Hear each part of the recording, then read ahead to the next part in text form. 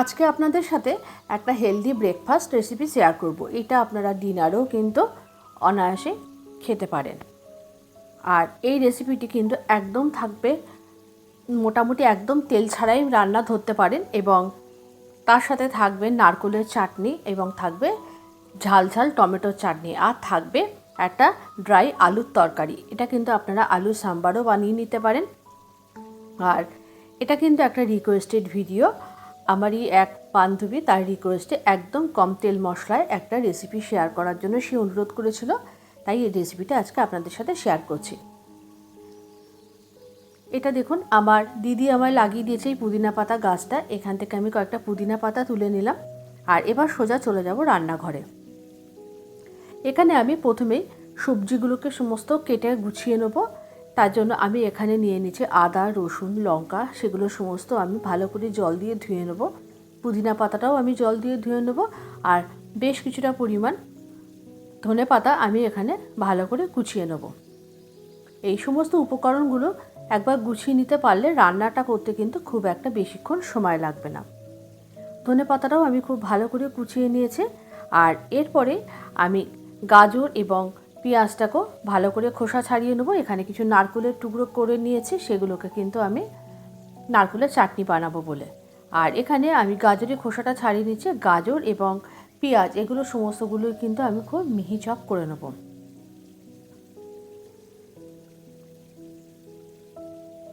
এখানে আপনারা কিন্তু আপনাদের পছন্দ মতো যে কোনো ধরনের সবজি ব্যবহার করতে পারেন। আমি এখানে আজকে ব্যবহার করেছি গাজর এবং পেঁয়াজ। আপনারা কিন্তু চাইলে এর মধ্যে একটু ক্যাপসিকামও দিতে পারেন, বা আপনারা বাঁধাকপি বা আপনাদের পছন্দের যে কোনো ধরনের সবজি যেগুলো বাজারে অ্যাভেলেবেল আছে সেগুলো কিন্তু আপনারা দিতে পারেন। গাজরটা আমি একটা গ্রেটারের মধ্যে খুব ভালো করে গ্রেট করে নিয়েছি।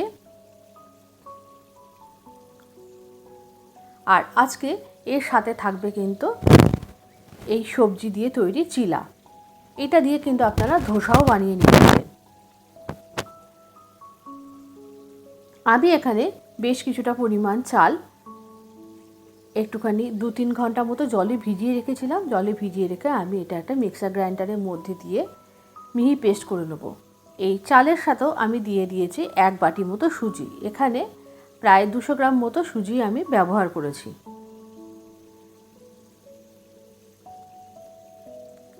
আর এই সুজির পর আমি এর মধ্যে দিয়ে দেবো 1 বাটি মতো টক দই। এই ধরুন প্রায় 200 গ্রাম মতো টক দই।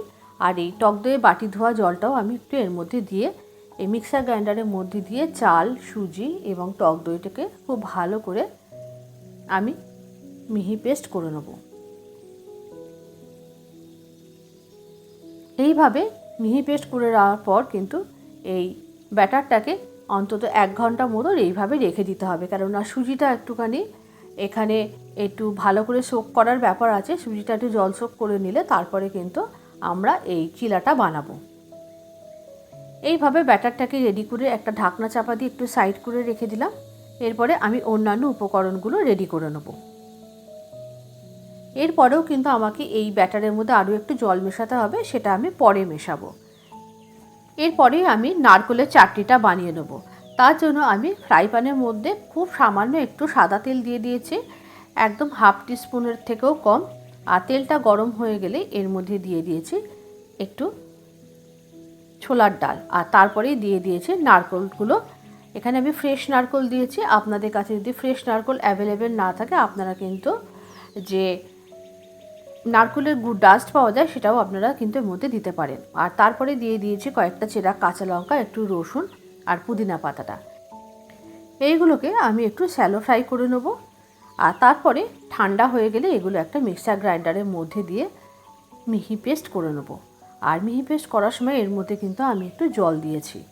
জল না মেশালে কিন্তু এটা ডাস্ট হবে, তখন কিন্তু এটা চাটনি তৈরি হবে না। দেখুন আমার এটা মিহি পেস্ট করা হয়ে গেছে। এরপরে আমি এটা একটা বোলের মধ্যে ট্রান্সফার করে নেব। আর এর মধ্যে দিয়ে দিয়েছি খুব সামান্য পরিমাণ স্বাদ অনুযায়ী একটু লবণ। এখানে কিন্তু আমি বিট লবণ ব্যবহার করেছি। এর মধ্যে আমি একটু মিক্সি জার ধোয়া জলও দিয়ে দিয়েছি নারকেলের চাটনিটাকে একটু পাতলা করার জন্য। নারকেলের চাটনিটা একেবারেই রেডি। এরপরে নারকেলের চাটনিটা দেওয়ার জন্য আমি একটা সাম্বার বানিয়ে নেব। তার জন্য আমি একটা তড়কা প্যান দিয়ে নিয়েছি। তড়কা প্যানের মধ্যে দিয়ে দিয়েছি খুব সামান্য একটু তেল, দিয়ে তার মধ্যে একটু ছোলার ডাল আর দিয়ে দিয়েছি অল্প একটু কালো সর্ষে, দিয়ে খুব ভালো করে একটু ফ্রাই করে নিয়ে এর মধ্যে দিয়ে দিয়েছি একদম ফ্রেশ কারি পাতা, দিয়ে খুব ভালো করে একটু নাড়াচাড়া করে নিয়ে এই সম্বারটা আমি দিয়ে দেবো এই চাটনির ওপরে। চাটনিটা কিন্তু তাহলে আমার একদমই রেডি। আপনারা এরকম নারকেলের চাটনি বানিয়ে কিন্তু ফ্রিজে স্টোর করেও রাখতে পারেন। আর এদিকে আমি 3টে আলু খুব ভালো করে খোসা সমেত বয়েল করে নিয়েছি একটু লবণ দিয়ে। আলুগুলোকে খোসা ছাড়িয়ে আমি আলুগুলোকে একটু হাত দিয়ে ম্যাশ করে নিয়েছি। আর এদিকে সমস্ত সবজিগুলো এক জায়গায় করে কেটে গুছিয়ে নিয়েছি। আর এদিকে পেঁয়াজ, রসুন আর আদা আর লঙ্কা সেটাও কিন্তু আমি একটা চপারের মধ্যে দিয়ে চপ করে নিয়েছি। আর এদিকে আমি আলুর তরকারিতে দেওয়ার জন্য একটু আলাদা করে আদা গ্রেট করে নিয়েছি। আর এদিকে একটা বড় সাইজের টমেটো আর একটু কাঁচা লঙ্কা আমি একটু চপারে চপ করে নিয়েছি। এবারে আমি এই ব্যাটারটার মধ্যে সমস্ত সবজি দিয়ে আমি এই ব্যাটারটাকে একটু রেডি করে নেব। খুব সামান্য পরিমাণ আমি একটু স্বাদ অনুযায়ী দিয়ে দিলাম লবণ। আর এরপরে আমি এর মধ্যে সমস্ত কেটে রাখা সবজিগুলোকে এক এক করে দিয়ে দেবো। দিয়ে ভালো করে ব্যাটারটাকে মিশিয়ে নিতে হবে সমস্ত সবজির সাথে মিশিয়ে। আমি ব্যাটারটা আমার রেডি হয়ে গেছে। ব্যাটারটাকে আমি 10 মিনিটের জন্য আবারও একটু রেস্টে রেখে দেবো। এরপরে আমি আলুর তরকারিটা রান্না করে নেবো। আপনারা কিন্তু এই আলুটা দিয়ে কিন্তু সাম্বারও বানিয়ে নিতে পারেন, সেটাও কিন্তু খেতে খুব ভালো হয়। আমি এখানে একটু ড্রাই আলুর তরকারি বানিয়েছি, কিন্তু একদম দক্ষিণী স্টাইলেই বানিয়েছি। প্রথমে কড়াইতে খুব সামান্য একটু সাদা তেল দিয়ে দিয়েছি। দেওয়ার পর তার মধ্যে একটা শুকনো লঙ্কা এবং একটু ছোলার ডাল ফোড়ন দিয়েছি। আর তারপরে এর মধ্যে দিয়ে দিয়েছি অল্প একটু কালো সর্ষে ফোড়ন। আর দিয়ে দিয়েছি যে আদাটা আমি গ্রেট করে রেখেছিলাম সেই আদাটা। দেওয়ার পর আমি এর মধ্যে কয়েকটা কারি পাতা দিয়ে দিয়েছি। দিয়ে একটু নাড়াচাড়া করে এর মধ্যে দিয়ে দিয়েছি অল্প একটু হলুদ আর একটু কাশ্মীরি রেড চিলি পাউডার। এই হলুদ আর কাশ্মীরি রেড চিলি পাউডার দেওয়াতে এই আলুর তরকারি কিন্তু কালারটা খুব সুন্দর আসে। আর দিয়ে দিয়েছি অল্প একটু লবণ। এই তরকারিটা কিন্তু আমি কোনো রকম চিনি ব্যবহার করিনি। আর তারপরে আমি এখানে যে আলুটাকে আমি স্ম্যাশ করে রেখেছিলাম সেই আলুটা আমি এর মধ্যে দিয়ে দিলাম। দিয়ে খুব ভালো করে নাড়াচাড়া করে আমি এর মধ্যে খুব সামান্য একটু জল দিয়ে দিয়েছি, যাতে সমস্ত মশলা আলুর সাথে খুব ভালোভাবে মিশতে পারে। একদম খুব সামান্য জল। আর এই সময় দিয়ে দিয়েছি এর মধ্যে যে টমেটো আর লঙ্কা যেটা আমি চপারে চপ করে রেখেছিলাম সেটা। আলুর তরকারিটা কিন্তু একদম রেডি হয়ে গেছে, কেননা একটুখানি জল দিয়েছি। আলুটা সমস্ত কিছু মশলা এখানে ড্রাই আছে, তাই রান্না হতে কিন্তু একদমই সময় লাগবে না। আলুর তরকারিটা রান্না করে আমি এটা ঠান্ডা করতে দিয়েছি। এরপরে আমি একটা চাটু নিয়ে নিয়েছি এবং তাওয়ার মধ্যে আমি দিয়ে দিয়েছি একটু অয়েল ব্রাশ করে। আর তারপরে আমি এর মধ্যে একে একে সমস্ত চিলাগুলোকে বানিয়ে নেব। আপনারা যদি মনে করেন এই ব্যাটারটা দিয়ে কিন্তু আপনারা ধোসাও বানাতে পারেন, সেক্ষেত্রে একটু ব্যাটারটা আরও একটু জল দিয়ে পাতলা করে নিতে হবে। এইভাবে সমস্ত চিলাগুলোকে রেডি করে নিয়েছি এবং একটা প্লেটের মধ্যে আমি এবার সার্ভ করে নেব নারকেলের চাটনি আর টমেটোর চাটনি দিয়ে। আপনারা কিন্তু ডিনারে বা সকালে ব্রেকফাস্টে এরকম ধরনের রেসিপি অবশ্যই ট্রাই করতে পারেন। ভীষণ হেলদি একটা রেসিপি। আর আজকের রেসিপিটা আপনাদের কেমন লাগলো অবশ্যই একটু কমেন্ট করে জানাবেন। যদি ভালো লেগে থাকে অবশ্যই একটু লাইক করে বন্ধুদের মধ্যে শেয়ার করে দেবেন। অন্তরার কুক অ্যান্ড বেক পরিবার শুধু অন্তরার না, এটা আপনাদের সকলের পরিবার।